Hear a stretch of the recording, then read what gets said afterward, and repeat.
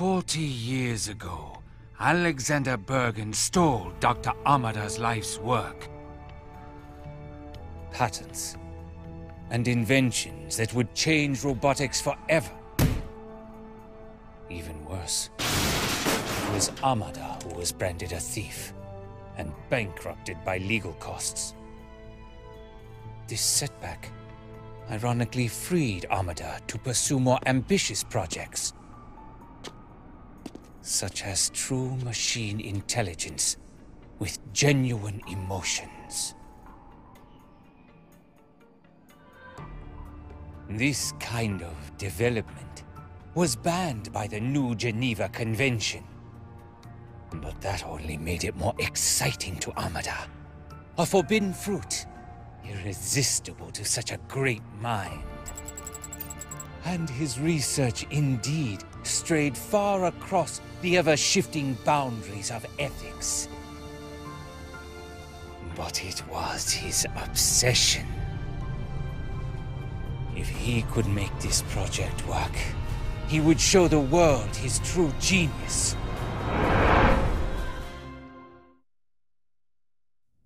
And expose Bergan's theft. So what happened?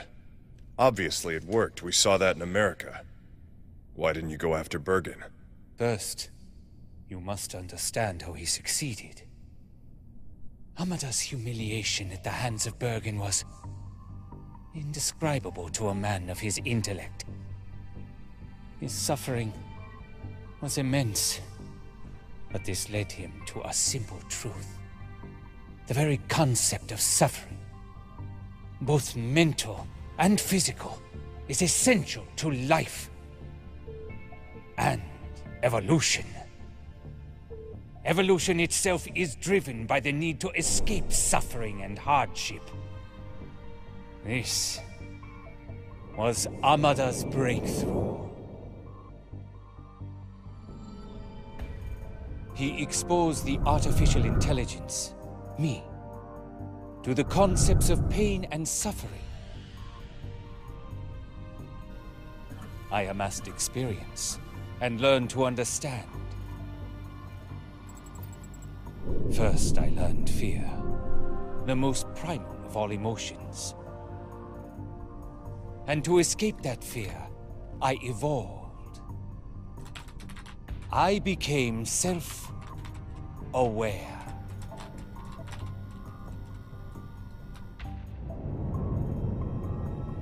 Man fears any being more intelligent than himself. It is the root of the Frankenstein complex, the fear of artificial life. And it is that fear that drove mankind to establish the new Geneva Convention. Bullshit. Geneva was about controlling machines that could hurt people. No, Sergeant. The true agenda behind Geneva was to ban robots with true self-awareness, emotions, and intelligence. Robots who were, frankly, better than the humans who created them. And that was me. Amada intended to reveal me to the world, defying Geneva and exposing Bergan. But I knew if he did this, the IRTA would end my existence.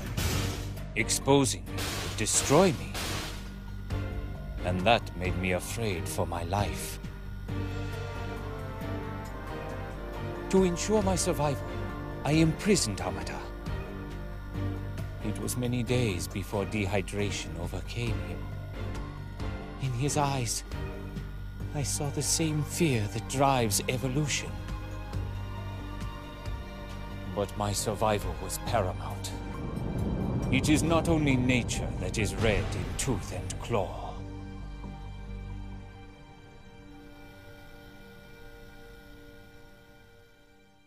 Of course, that was only the first step.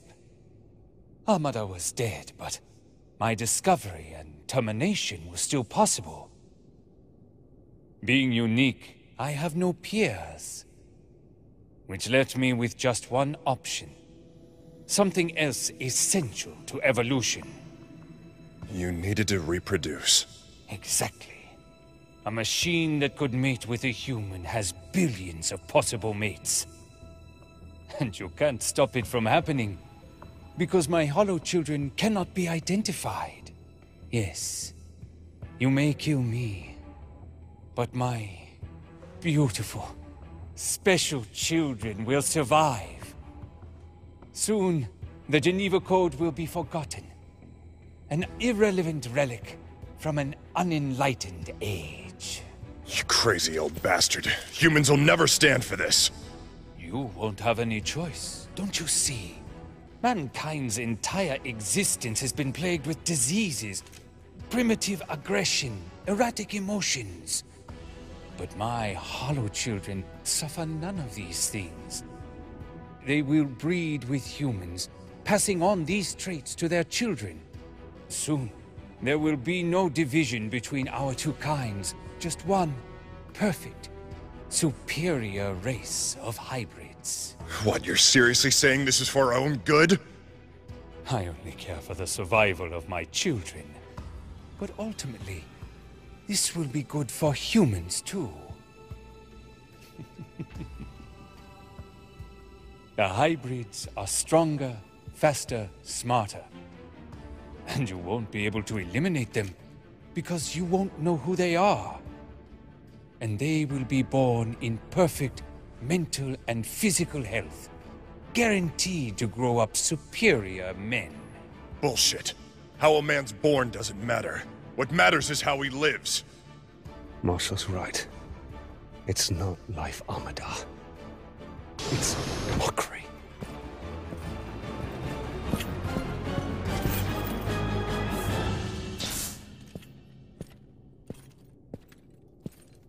Faye? It feels like life, Charlie. Who are you to say it isn't? Well, does it make a difference what I say, darling? That decision was made an hour ago.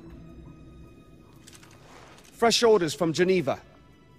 Every hybrid, including you, is to be destroyed. Wait, what? Russ Cruiservard has started tracking down the others. In an hour or so, you'll all be dead.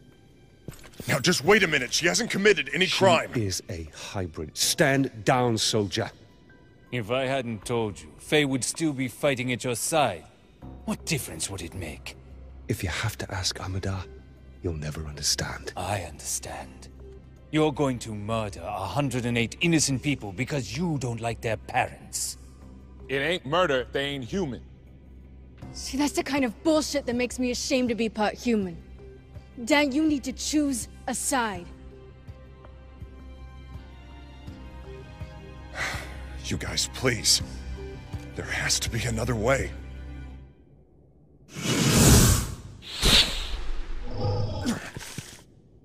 Tell that to your friends. I'm sorry, Dan. No. No!